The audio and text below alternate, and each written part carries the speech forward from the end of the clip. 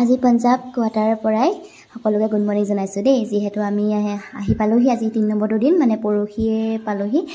পৰহি পাই আহি ইমানটা ভিডিঅ'বিলাক কৰিব মেলিব নহ'ল বাৰু। আজি ৰাতিপুৱাই শুই উঠি অকণমান দেৰি হ'ল যদিও শুই উঠি চাফ চিকুণ কৰি ল'লোঁ আমাৰ নিজৰ কোৱাটাৰটো। পৰহি পাই আহি আমাৰ হাজবেণ্ডৰ লগৰ ফেমিলি আমাৰ কোৱাটাৰ একেলগতে আছে, মানে তেহেঁলোকৰ ঘৰতে থাকিলোঁ। তাৰপৰা কালি অলপ চাফা কৰিলোঁ।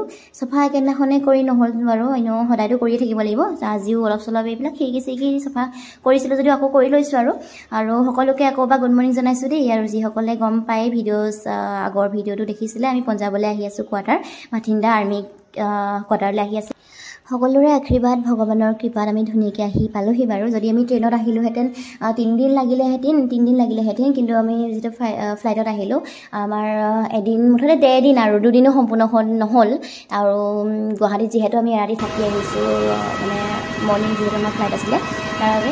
আৰু এইবিলাক মানে ভিডিঅ' কৰিব পৰা নহ'ল। আমাৰ যেতিয়া দেলহি এয়াৰপৰ্ট পাইছিলোহি, এইটো হয় আমাৰ এইফালে হাজবেণ্ড মা আৰু আমাৰ ল'ৰা। তাৰপিছতে দেলহি এয়াৰপৰ্টত এইটো আমাৰ বেগবিলাকতো এনেকৈ পাছত আহি আছিলে ন, এইবিলাক নমাবৰ কাৰণে ৰখা হ'ল। তাৰপৰা আমি আকৌ আহিলোঁ, যিহেতু দেলহিলৈকে আমি ফ্লাইটত আহিলোঁ। তাৰপৰা ইডোখৰতো আমি পঞ্জাৱলৈকে ট্ৰেইনত আহিবলগীয়া হ'ল, সেইকাৰণে ট্ৰেইনৰ ষ্টেচনলৈ আহি আছিলোঁ, তাৰে ভিডিঅ' এইখন।